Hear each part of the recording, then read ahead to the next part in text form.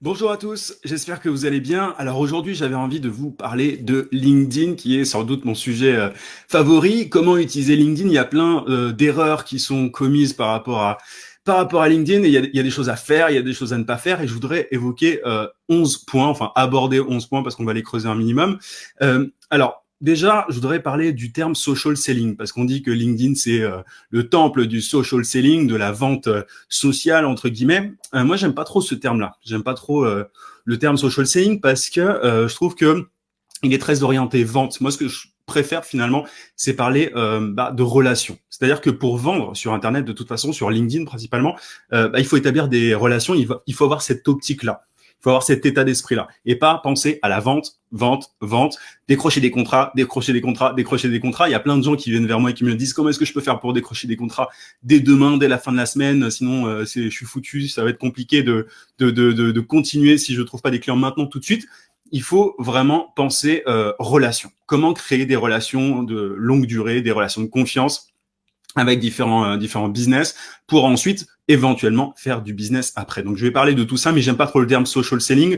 Vraiment, je trouve que ça oriente dans la mauvaise direction. Donc pensons tous ensemble à établir des relations business. C'est beaucoup plus voilà, c'est ce qui fonctionne le mieux finalement quand on réfléchit comme ça. Donc la première chose que je voulais aborder, le premier point, le truc à ne pas faire, c'est abuser de l'automatisation. Il y a tout un tas d'outils d'automatisation qui existent. Voilà, sur LinkedIn, il y a tout un tas de façons de faire pour automatiser des envois de messages, etc. Par exemple, il faut vraiment utiliser l'automatisation avec modération. C'est-à-dire que il y a des gens qui directement vont aller automatiser des séquences de messages, etc.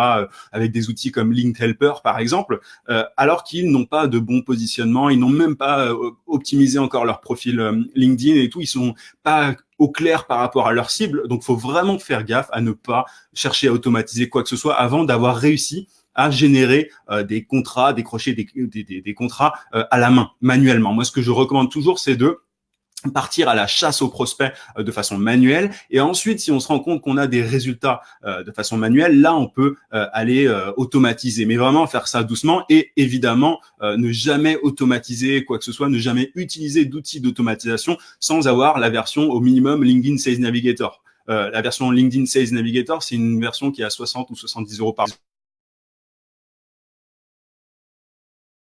Alors, ça a coupé, désolé, le son a coupé un petit peu. La version LinkedIn Sales Navigator, c'est la version je crois que c'est une des plus chères.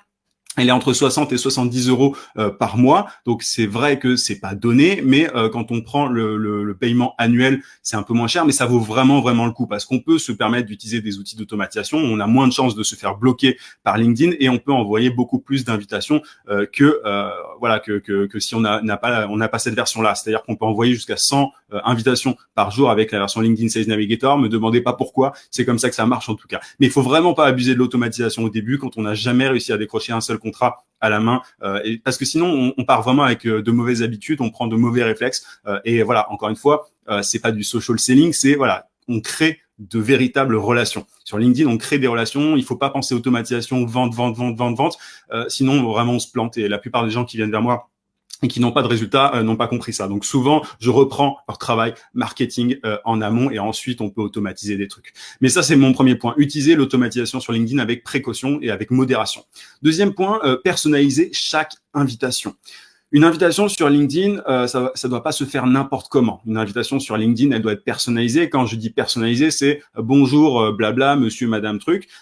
Et ensuite, donner la raison de l'invitation. C'est-à-dire que vous pouvez tout à fait inviter des gens qui ne sont pas dans votre que vous ne connaissez pas, que vous n'avez jamais vu auparavant.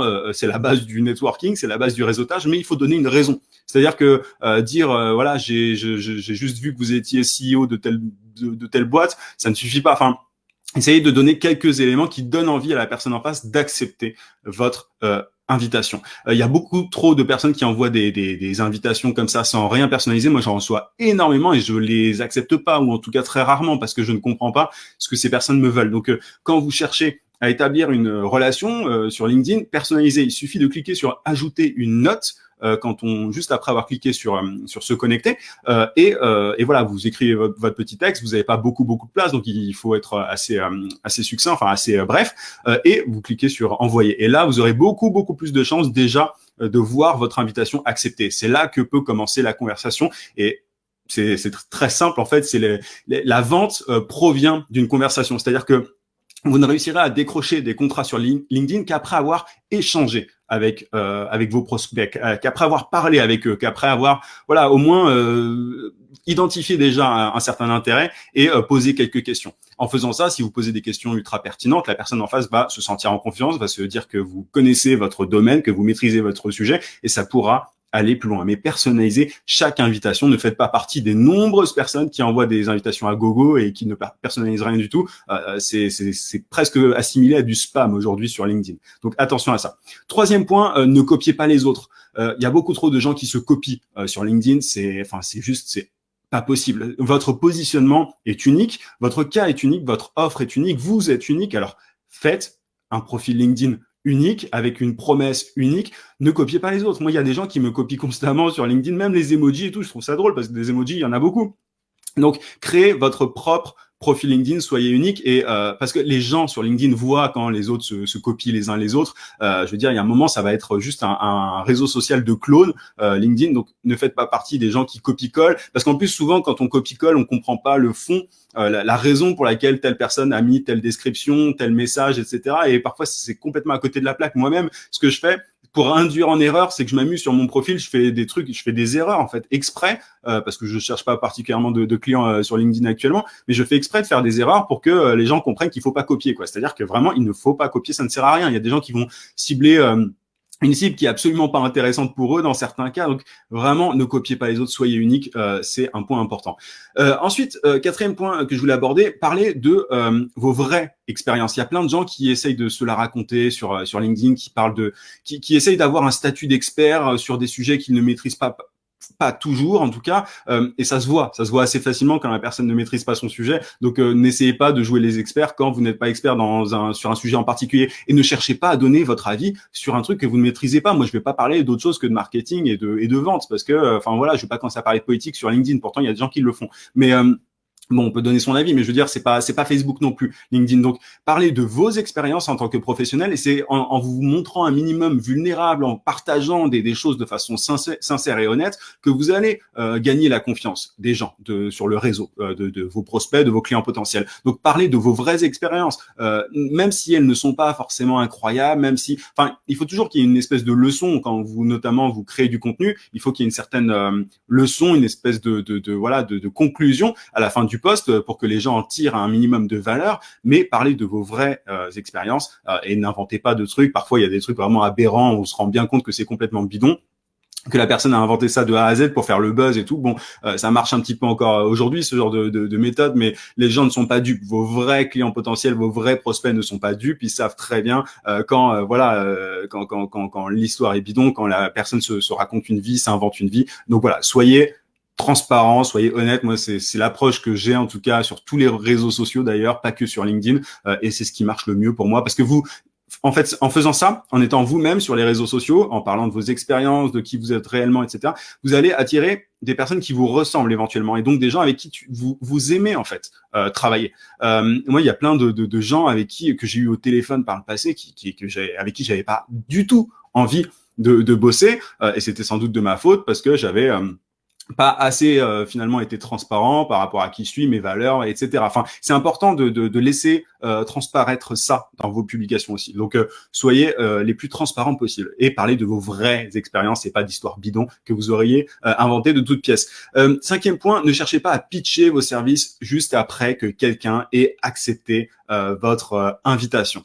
Il y a trop de personnes, c'est pas la même erreur, mais c'est aussi courant que les gens qui ne personnalisent pas leurs invitations. Ne cherchez pas à directement essayer de proposer un rendez-vous téléphonique, ou n'envoyez pas de lien dès le premier message sur LinkedIn. Ça n'est pas comme ça que ça marche.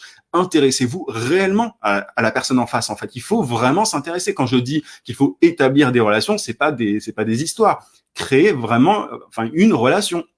Chaque personne est unique. Ne cherchez pas, ne pensez pas volume, ne pensez pas selling, ne pensez social à la limite social, mais pas selling, pas tout de suite en tout cas. C'est seulement après, une fois que vous avez identifié un intérêt, une fois que la personne a l'air intéressée par ce que vous faites, par ce que vous proposez, par ce que vous dites, que là vous pouvez aller plus loin et proposer un rendez-vous téléphonique. Mais ne cherchez pas à pitcher immédiatement vos services, c'est juste du spam. C'est pareil d'ailleurs par email. Les gens en ont marre de ça.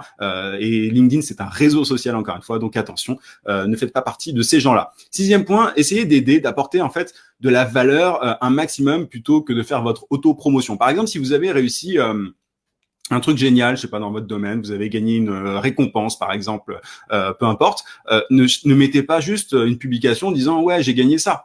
Essayez d'apporter toujours quelque chose à votre audience, aux gens qui sont sur LinkedIn, même si vous avez peu de personnes dans votre premier cercle de relations. Essayez au moins d'apporter quelque chose. Il faut toujours qu'il y ait une espèce de conclusion, de leçon. J'aime pas le terme, c'est pas une leçon, mais il faut chercher à apporter des conseils, des astuces, des trucs. Bref, il faut que les gens tirent quelque chose de vos publications. Et parce que ceux qui font juste leur auto-promo, ça intéresse personne. C'est-à-dire que vous allez parler dans le désert, vous allez avoir peut-être quelques likes de gens qui sont très complaisant et c'est très bien, il y a toujours des gens sympas, mais voilà, si vous voulez derrière décrocher des contrats sur LinkedIn, ne mettez pas juste j'ai gagné ceci ou ouais j'ai fait ceci, j'ai fait cela, j'étais speaker à tel événement, j'ai fait, bref, ça n'intéresse personne et c'est toujours de vous concentrer sur les gens qu'il y a en face et non pas sur vous.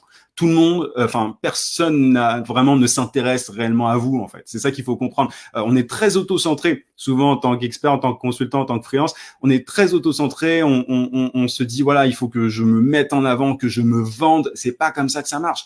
Se vendre, moi je déteste cette expression-là. Se vendre, ça ne veut rien dire. On ne se vend pas. On vend ses compétences. On vend une solution. On vend voilà la résolution d'un problème. Et on ne se vend pas soi. Je veux dire, voilà, et forcément la personnalité de la personne joue, son ton, etc. Ça joue. Enfin, je veux dire, moi, si j'ai une audience, j'imagine qu'elle se, voilà, elle se rapproche un minimum de moi. Enfin, elle aime bien mais mon ton, etc. Mais ça n'est pas le truc principal. Les gens viennent d'abord pour eux. Ils se demandent qu'est-ce que je peux tirer entre guillemets. Enfin, ils se disent pas ça consciemment, mais ils se demandent qu'est-ce que je peux tirer de ce contenu, de cette vidéo, de cet article, etc. Et ensuite, ils peuvent se dire ah bah tiens, il ou elle est sympa, j'aime bien son ton, etc.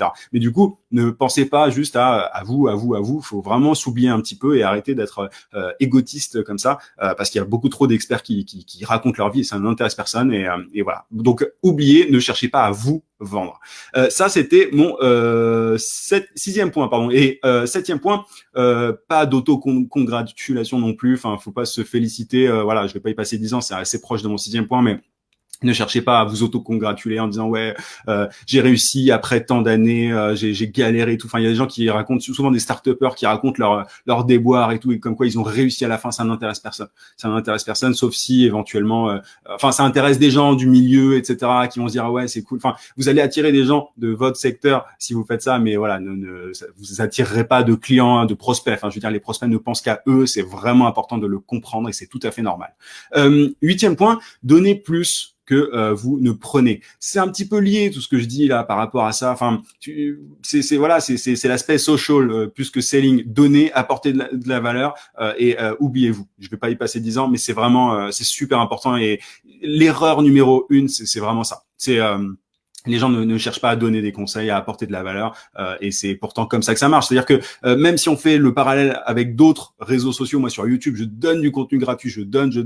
Enfin, ça me prend énormément de temps de faire tout ça, mais sur le long terme, c'est toujours payant.